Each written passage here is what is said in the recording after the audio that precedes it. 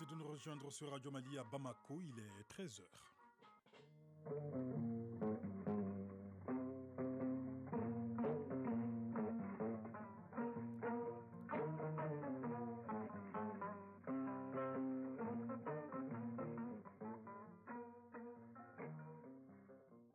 Le journal, Ibrahima Traoré. C'est 13h dimanche, mesdames, messieurs, nous sommes ensemble pour une demi-heure d'infos en continu et priorité au direct. Tout de suite, les détails. Au sommaire de cette édition, vente du coton malien sur le marché mondial hier soir, le premier navire transportant 750 tonnes a quitté Conakry. Dougoufana Traoré et Abdoul Salam Bambara sont sur place. Le point dès le début de cette édition. Un double sommet de l'Union africaine tenu à Malabo s'est terminé hier soir en catimini, sans cérémonie de clôture et sans aucune information quant à la déclaration conjointe que les chefs d'État devraient adopter sur les changements de pouvoir sur le continent. Noum Sissoko nous expliquera dans cette édition ce qui s'est passé réellement sur place. Au Tchad, le gouvernement alerte sur un risque terroriste très élevé en N'Djamena. La rumeur sur une éventuelle infiltration du terroriste dans la ville de N'Djamena n'avait cessé de monter depuis le milieu de la semaine. Les autorités rassurent les populations. Dans cette édition à suivre, le journal des sports avec vous, Famourou Djourté, bonjour. Alors, quel est le menu de cette page des sports? Dans l'actualité sportive, il y aura la 26e journée du championnat national de football avec notamment le Classico Stade Djoliba. On parlera également des finales de la Ligue des champions de la CAF et celle de l'UEFA, du handball. Il en sera également question dans l'actu sport. L'actualité des sports à ne pas manquer. L'invité de ce 13h dimanche est Mamadou Konta, porte-parole du comité technique d'exécution du projet de système intégré de gestion des ressources humaines des fonctions publiques de l'État et des collectivités territoriales. Un projet lancé mardi dernier par le président de la transition. Il nous expliquera de quoi s'agit-il concrètement. Et puis, rendez-vous en fin d'édition avec Focus Santé qui s'intéresse ce dimanche à l'hypertension artérielle. Ce sera avec Baraki Sawatara. Voilà pour le sommaire. Mesdames, Messieurs, installez-vous confortablement. Tout de suite, le journal. Vente du coton malien sur le marché mondial. Hier soir, le premier navire transportant 750 tonnes a quitté Conakry. Une forte délégation malienne conduite par le ministre du Développement rural était sur place pour assister à l'embarquement des balles de coton dans les bateaux. La délégation en a profité pour visiter plusieurs magasins du port autonome de Conakry. Récit de nos envoyés spéciaux Dougoufana Traoré et Abdoul Salam Bambara. Avec à leur bord des dizaines de conteneurs remplis à blocs de balles de coton en provenance du Mali, au port autonome de Conakry, l'air est au dernier réglage pour ces bateaux qui prendront bientôt le large, acheminant ainsi l'or blanc du Mali vers le marché mondial. Mohamed Sidibé, transitaire. D'ores et déjà, je peux vous confirmer que 30 conteneurs de coton ont été embarqués dans le navire et sont partis à leur destination. 90 conteneurs sont en voie d'être aussi embarqués pour le 3 juin et qui seront aussi partis à destination. Une volonté des plus hautes autorités des deux pays qui se concrétise aujourd'hui à la grande satisfaction de la partie malienne. Modibo Keïta, ministre du Développement rural. C'est vraiment une grande satisfaction parce que sans la Guinée, on aurait beaucoup de difficultés pour pouvoir vendre notre coton sur le marché. Alors que cette année, nous avons fait une production record, première de l'Afrique en matière de coton. Donc nous ne pouvons que remercier la Guinée pour cela. Et aussi Alport, qui a cru, qui s'est battu auprès du Mali, à côté de la CMDT, et aujourd'hui qui a réussi de pouvoir nouer ces rapports-là pour que le coton malien puisse passer par le port de Conakry. Au port de Conakry, la délégation malienne a pu visiter quelques magasins de stockage pour s'assurer du respect des normes de la CMDT en matière de stockage et de sécurité. Dr Nangou Dambélé, PDG de la CMDT. Des techniciens qui sont venus, qui ont fait des va-et-vient avec des recommandations. À ma grande satisfaction, je me suis rendu compte que Alcor a satisfait pratiquement à toutes les normes édictées par les experts en la matière. Parce que vous savez, le coton est un produit spécifique. On ne peut pas le stocker n'importe comment. Il y a des normes à respecter au niveau de l'entreposage et toutes ces normes ont été respectées. La délégation malienne a aussi visité la zone d'extension du port. Elle s'étend sur une superficie de 150 hectares et permettra à la plateforme portuaire de tripler ses capacités. Déjà, une grande voie a été aménagée pour les gros porteurs et selon les autorités portuaires, 80 chambres verront le jour d'ici les prochains mois.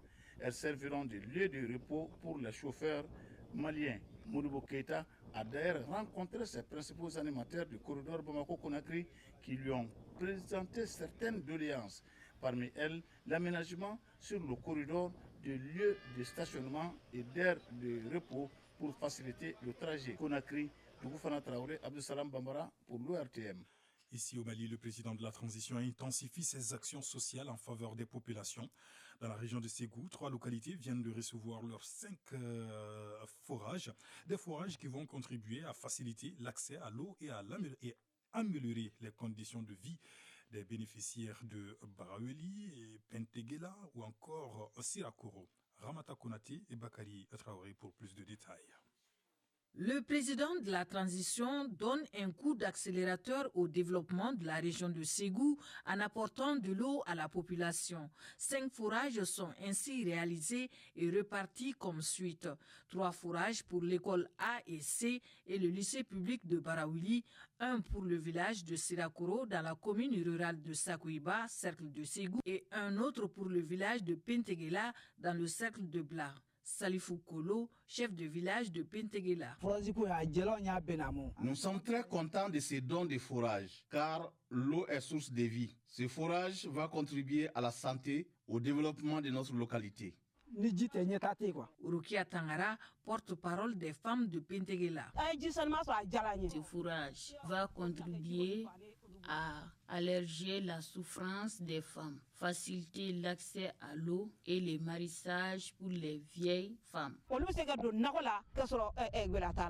Des bénéficiaires sous l'effet de l'émotion nous expriment leur joie face à la réalisation de ce fourrage dans leur localité. Brigitte Dambélé, élève. Et nous remercions Assim pour tout ce qu'il a fait pour nous.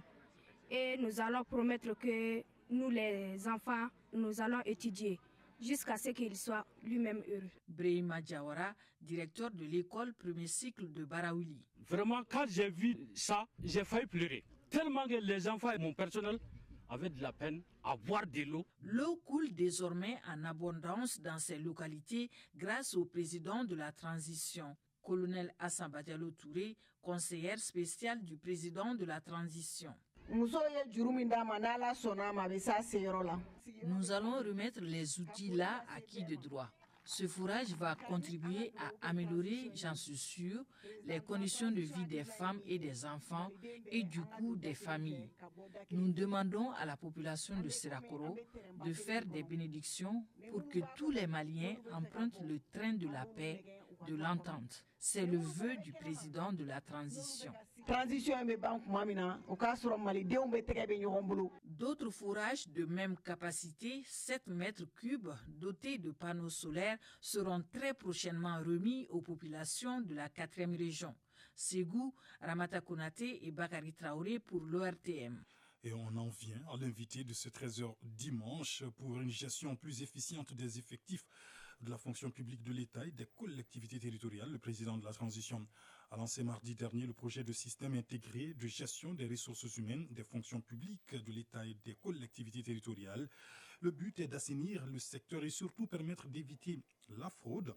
On en parle avec Mamadou Konta, porte-parole du comité technique d'exécution de ce projet. Monsieur Konta, bonjour.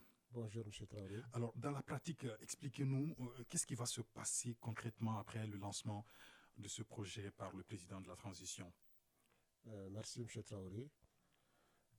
Tout d'abord, nous vous remercions pour nous avoir donné l'occasion de nous adresser aux Maliens et aux Maliennes dans le cadre de la mise en œuvre de ce projet dont le lancement, comme vous venez de le dire, a eu lieu le mardi dernier par le président de la transition, le colonel Hassim Goïta. Donc, après le lancement, les activités qui sont programmées concernent la conception et le développement de l'application qui va être effectué par des compétences maliennes et avec des gestionnaires, donc des informaticiens du Mali et des gestionnaires des ressources humaines. Et ensuite, il y aura le recensement des effectifs, donc au niveau de la fonction publique de l'État comme au niveau de la fonction publique des collectivités, par les différents services en charge de la gestion des ressources humaines. Pour cela, déjà, à partir de ce lundi, il a envisagé une rencontre du comité technique présidé par le SIGAL du ministère de la Refondation, avec l'ensemble des gestionnaires de la République, des gestionnaires des ressources humaines, notamment les directions des ressources humaines sectorielles et les directions des ressources humaines, comment on appelle,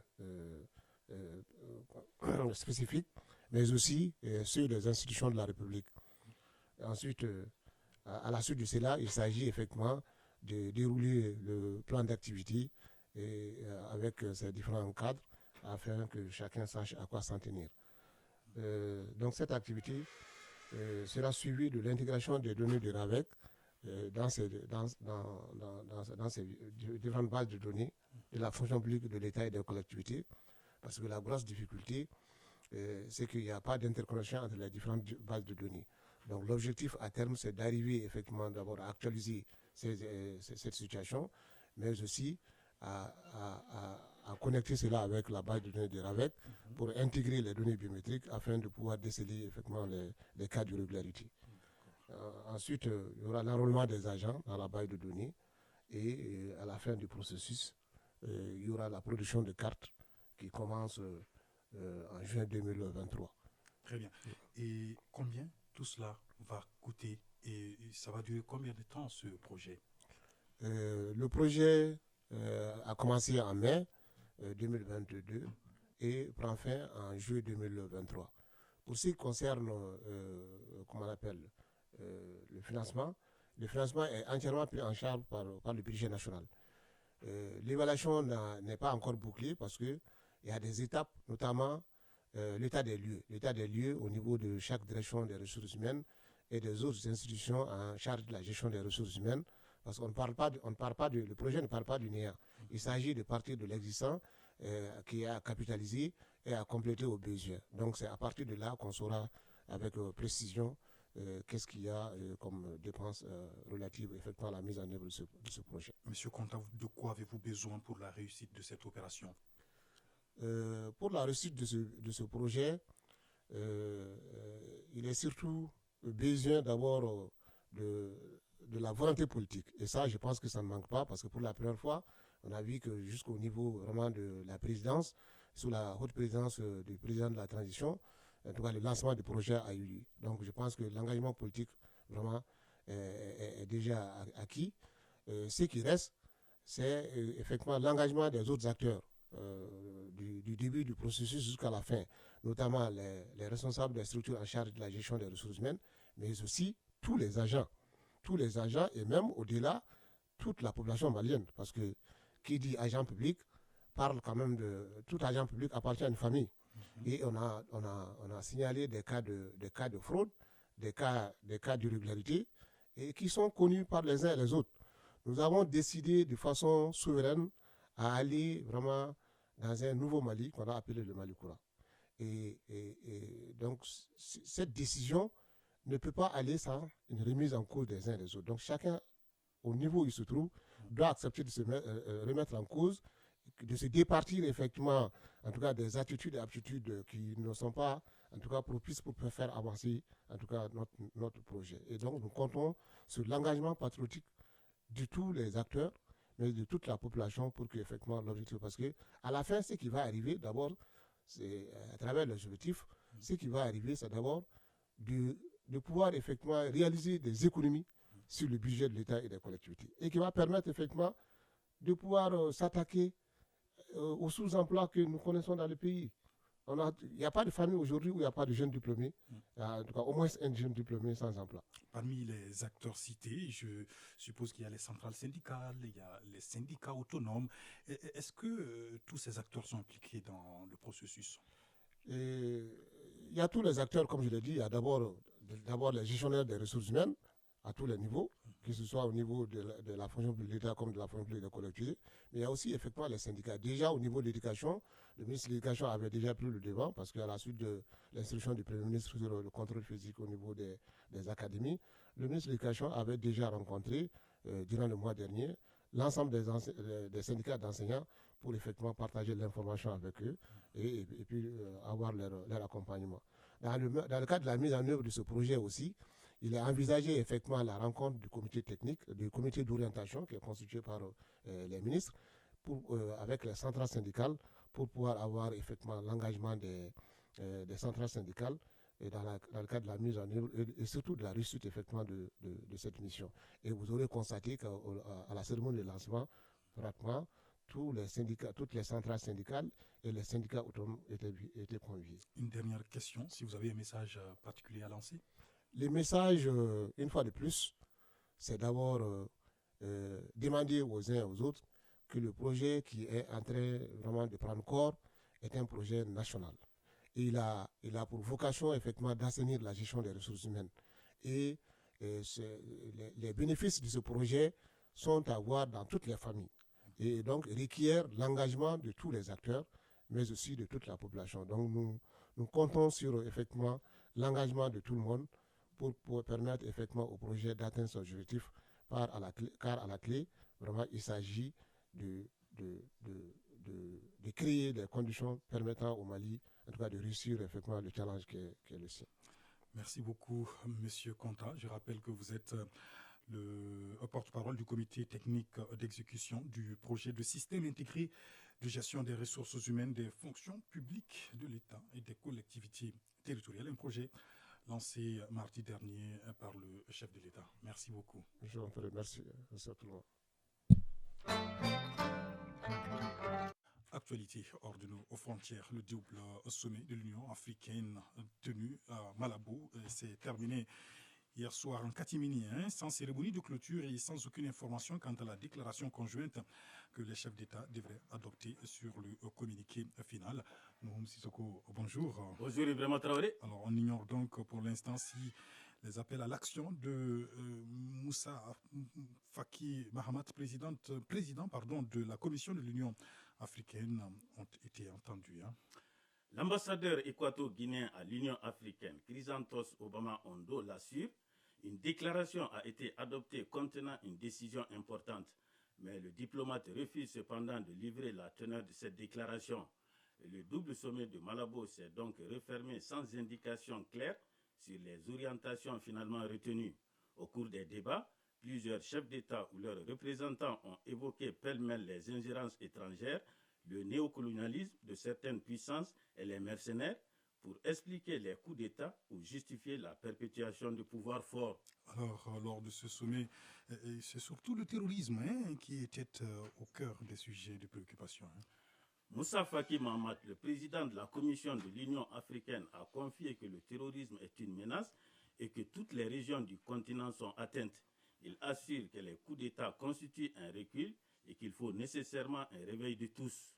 Nous ne pouvons plus continuer à accepter plus de 5 années, de décennies après les indépendances africaines, que nous revenions à des comportements qui semblaient déjà avoir été enregistrés dans le passé, estime le président angolais João Manuel Gonçalves Lourenço à la fin du sommet. Il faut se ressaisir et agir avec cohérence, courage et fermeté. Ibrahima Traoré, il faudra donc attendre le texte de la déclaration finale de ce double sommet de l'UA pour en savoir davantage. Merci beaucoup Nouhoum Sissoko. Au Tchad, le gouvernement alerte sur un risque terroriste très élevé en Djamena. La rumeur sur une éventuelle infiltration de terroristes dans la ville de Djamena n'avait cessé de monter depuis le milieu de la semaine. Mohamed Sangari, bonjour. Bonjour Ibrahim Traoré. Les autorités ont donc décidé de prévenir la population en appelant les gens au calme et à la vigilance. Oui, tout à fait. D'abord, ce sont 3 terroristes, probablement des Boko Haram, qui sont parvenus à s'infiltrer dans Djamena, selon les sources. La première alerte sur cette infiltration terroriste dans la capitale a commencé à circuler mardi dernier. La rumeur était renforcée aux yeux de nombreux habitants de la capitale tchadienne par un important déploiement des forces de l'ordre et de sécurité sur les principaux carrefours et dans les rues, ainsi que par l'interdiction de mouvements pro-pouvoir comme un rassemblement de femmes qui était prévu ce vendredi. Des ambassades et autres organisations internationales représentées dans la capitale du Tchad sont prévenues de cette infiltration terroriste. Le département des Nations Unies chargé de la sécurité a à son tour imposé des mesures de sauvegarde au personnel onusien. La capitale tchadienne n'oublie pas qu'elle a déjà payé un lourd tribut au terrorisme avec notamment le double attentat de Boko Haram en 2015 qui avait fait 38 morts et une cinquantaine de blessés. Ibrahim. Merci beaucoup, Mohamed Sangari. Au Soudan, 2 manifestants sont morts hier lors de nouvelles marches contre le pouvoir, ce qui porte à 98 le nombre de morts depuis le début des manifestations le 25 octobre 2021.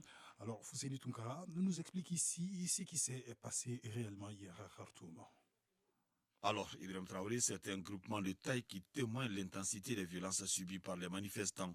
Il s'agit du syndicat de médecins pro-démocratie. Selon le comité central des médecins du Soudan, le premier marcheur a été tué par balle dans un quartier sud de la capitale soudanaise.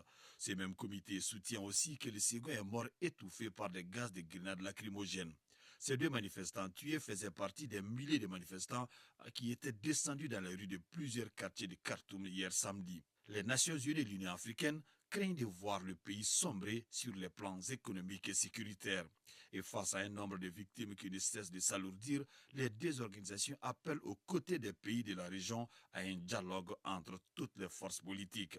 Depuis le putsch du 25 octobre 2021, Ibrahim Traoré, les forces civiles refusent cependant de s'asseoir à la même table que les militaires. Ceux-ci demandent de leur côté aux partisans de la démocratie de faire preuve d'un plus grand sens du compromis. Merci beaucoup, Fousseini Tounkara. Au Burkina Faso, les partisans de Roch Marc Christian Kaboré étaient hier en Assemblée générale pour exiger la libération de l'ex-chef de l'État. Les manifestants dénoncent ces conditions de vie qui ressemblent, selon eux, à une prise d'otage. Bourama Traoré, bonjour. Bonjour, Ibrahima Traoré. Alors, les partisans de Roch Marc Christian Kaboré ne croient plus à l'annonce des autorités actuelles de la libération du président Kaboré, n'est-ce pas? Quand l'annonce de la libération de Roch Marc Christian Kaboré tranche avec la réalité, c'est du moins le constat fait par les partisans de l'ex-chef de l'État. Interdit hier de marcher par les autorités de la transition, ils se sont retrouvés en Assemblée générale pour dénoncer la situation de l'ancien locataire de Kosiama qui s'apparente selon eux à une prise en otage. Pour mener le combat, plusieurs organisations de la société civile se sont regroupées au sein d'une organisation pour exiger la libération de l'ex-président de la République renversé le 24 janvier 2022. À en croire le porte-parole de la coordination Désiré Genko, la libération réelle et totale du président Kaboré demeure une question non négociable et elle doit être effective immédiatement, a-t-il souligné. Dans la mobilisation d'hier à Ouagadougou, on notait la présence des centaines de femmes venues appuyer le mouvement. Selon une manifestante, je cite, « On ne sait pas ce qu'on lui reproche s'il n'y a pas de preuves qu'on le libère », fin de citation. Peut-on parler de l'ouverture d'un nouveau front de contestation dans un pays qui paie déjà un lourd tribut des attaques terroristes? En tout cas, la coordination des organisations de la société civile entend maintenir la pression jusqu'à l'atteinte de l'objectif. Elle menace d'ailleurs d'étendre la lutte pacifique dans les 45 provinces du pays si Roch Marc Christian Kaboré n'est pas libéré dans un bref délai. Ibrahim Traoré. Merci beaucoup, Bourama Traoré. Au Sénégal, la célébration de la fête de Tabaski au mois de juillet mobilise des Sénégalais à déposer des enveloppes contenant des demandes, s'il vous plaît, d'aide financière ou matérielle. C'est la présidence, la fondation de la Première Dame ou encore le Conseil économique, social et environnemental qui sont visés par ces lettres de quête. Les explications, c'est avec vous, Lassina Keita.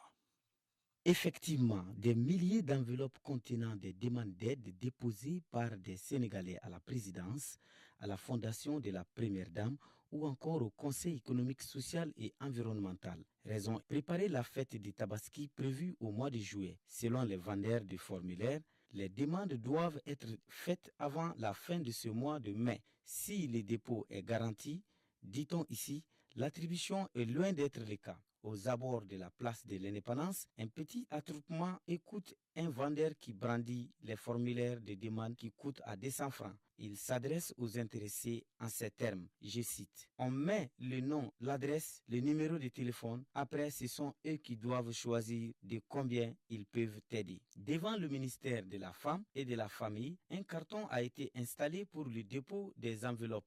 Anta Ley, une citoyenne, avait déjà tenté sa chance l'an dernier et elle assure que cela avait marché. J'avais reçu 20 000 francs et 30 000 francs CFA, explique-t-elle. Par contre, Massaer Diop, en chômage et père de 8 enfants, lui fait la demande pour la première fois et il espère obtenir ce soutien pour pouvoir offrir un mouton à sa famille pour la Tabaski. Mais sur la RTS, la chaîne de télévision publique, la première dame Myriam Faisal a pourtant démenti avoir lancé une opération d'aide pour la Tabaski. Elle assure néanmoins que sa fondation fera de son mieux pour traiter les requêtes. Face à la cherté de la vie, tous les moyens semblent désormais bons pour ces nombreux Sénégalais en vue de résoudre l'équation de la Tabaski.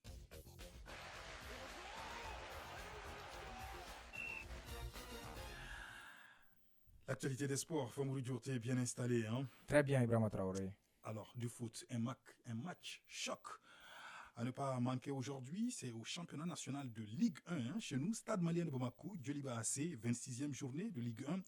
Deuxième acte, c'est cet après-midi. Hein. Oui, les deux grands clubs du pays vont s'affronter pour la deuxième fois cette saison en championnat à l'occasion de la 26e journée de Ligue 1. Lors du match aller, ils se sont quittés sur un score nul de 1-1. Aujourd'hui, c'est un autre match qui va se jouer. Le Djoliba AC occupe la première place au classement avec 45 points. Le Stade Malien de Bamako a 39 points. Une victoire des Blancs de Bamako relancera le championnat à 8 journées de la fin, alors qu'un succès des Rouges de Bamako anéantira tout espoir du Stade Malien de Bamako de sauver sa saison.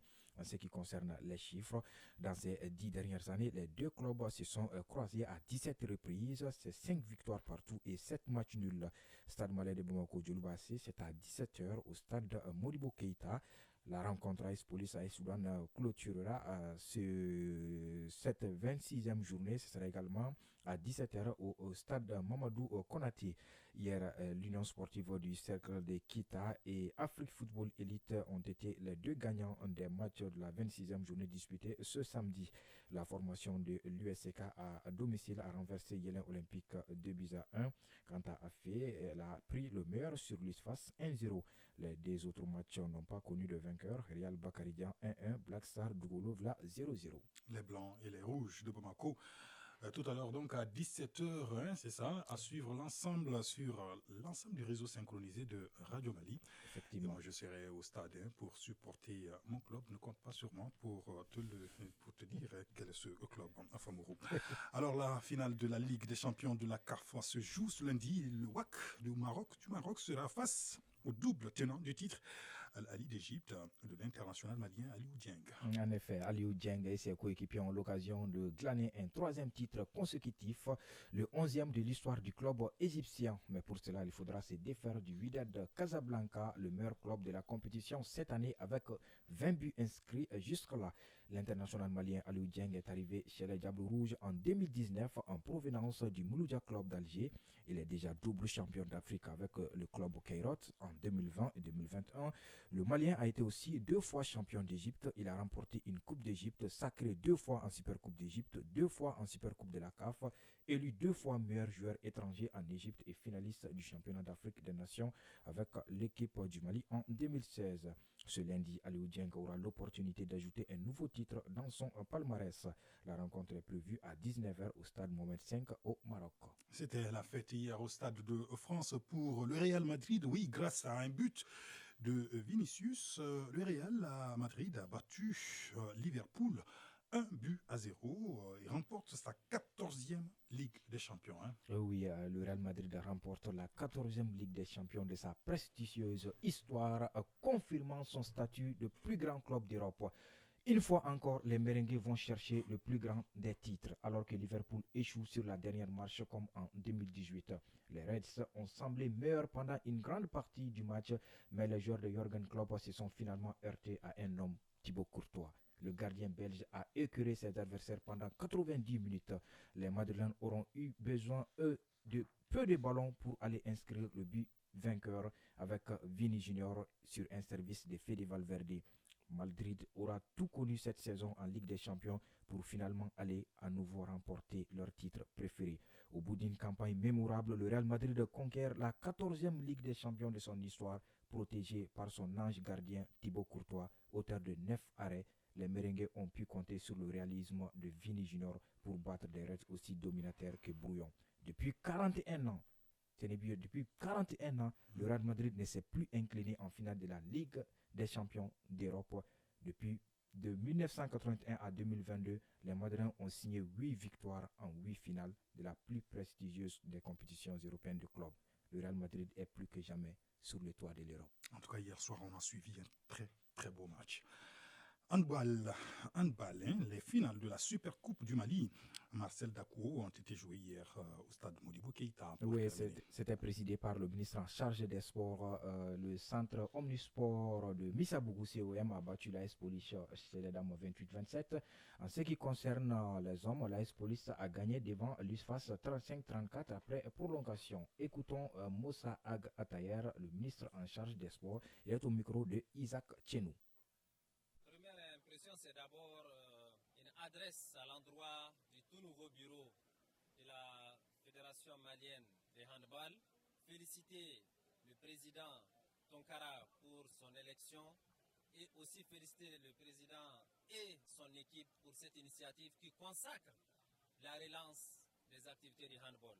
Je voudrais profiter pour saluer l'esprit de fair play et d'ouverture du président entrant à l'endroit du président sortant à travers cette remise d'attestation. C'est ça le sport, c'est le fair play, aussi bien sur les terrains que dans les fédérations et dans les bureaux. Enfin, j'ai assisté à 2 matchs extraordinaires et le dernier oppose 2 équipes des forces de défense et de sécurité, tout un symbole dans la période que nous traversons, au moment où les hommes sur les terrains donnent le meilleur d'eux-mêmes. Nos forces armées de sécurité dans le sport également contribuent au rayonnement du handball et du sport en général. Voilà, c'était là le ministre en charge des sports, Moussa Ag Atayer. Il était au micro de Isaac Tchenou. À noter que les finales de Supercoupe marquent le démarrage de la saison fédérale de handball au Mali. Merci beaucoup, Famourou Djourté, pour toutes ces informations sportives. Et rendez-vous tout à l'heure à 17h au stade Modibo Keïta pour le choc Djoliba, stade malien de Bamako. À ne pas manquer sur l'ensemble du réseau synchronisé de Radio Mali avec aux commentaires Isaac Thierry. C'est donc tout pour ce journal des sports. Focus Santé.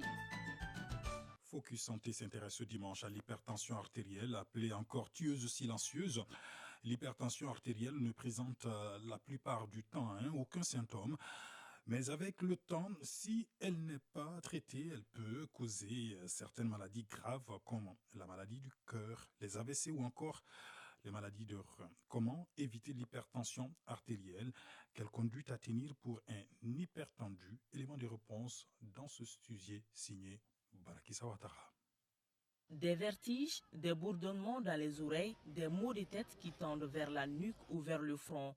Voilà les différents visages que montre généralement l'hypertension artérielle pour prévenir sa victime. Mais attention, n'est déclaré hypertendu qu'une personne dont la tension dépasse les 140/90 et lorsque la tension est prise au moins 2 fois. Dr Ibrahim Fall, spécialiste en médecine de famille et communautaire, chef de l'unité de médecine au CCRF de la commune 3 du district de Bamako. Quand la personne vient tout de suite, quand il prend la tension, tu es obligé de faire reposer la personne pendant 15 minutes pour encore reprendre si c'est les mêmes chiffres. Et c'est là seulement que tu peux déclarer que la personne est hypertendue. Mais il y a une chose aussi à éviter, c'est-à-dire la peur de la blouse blanche. C'est-à-dire une personne qui vient en consultation, il peut avoir peur de la blouse. Donc il est anxieux, et le cœur se met à s'accélérer, il a peur. Donc ça peut faire que la tension peut s'élever. Donc il faut rassurer cette personne, le faire asseoir et après 15 minutes de repos, reprendre la tension. Dans la majorité des cas, l'hypertension est favorisée par des facteurs de risque. Dr Ibrahim Fall, spécialiste en médecine de famille et communautaire, chef de l'unité de médecine au CCRF de la commune 3 du district de Bamako. Premier facteur de risque, c'est le surpoids. Deuxième facteur de risque, c'est l'âge. Troisième facteur de risque, c'est le tabac. Quatrième facteur de risque, c'est l'alcool. Et ensuite, la prise de pilules aussi peut favoriser l'hypertension artérielle. Ensuite, il y a la sédentarité, c'est-à-dire une personne qui est sur place, qui ne bouge pratiquement pas et qui ne fait pas de sport. Il y a le stress aussi, le stress du travail.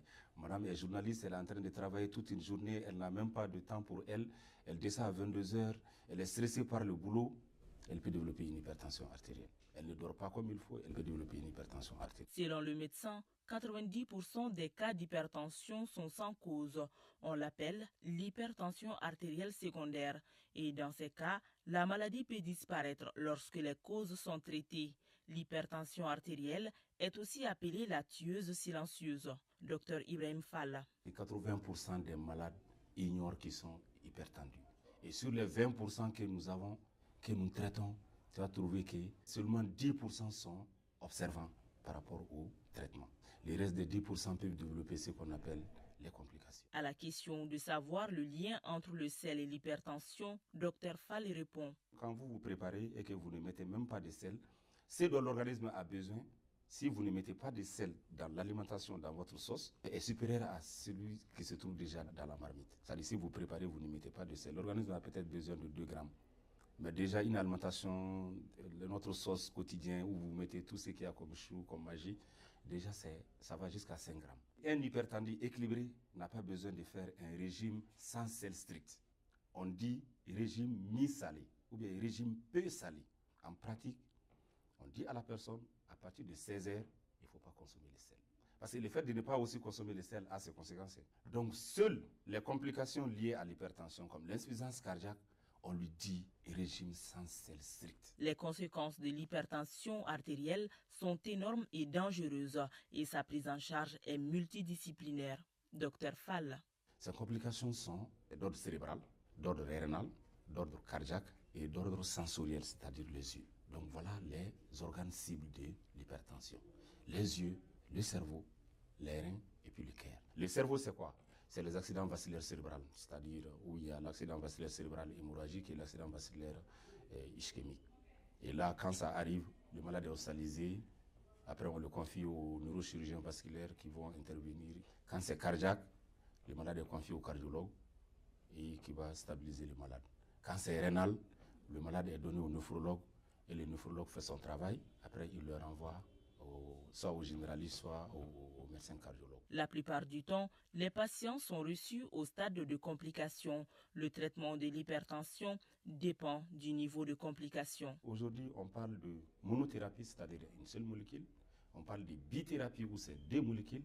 On parle même de trithérapies. Ces molécules sont utilisées en fonction des grades.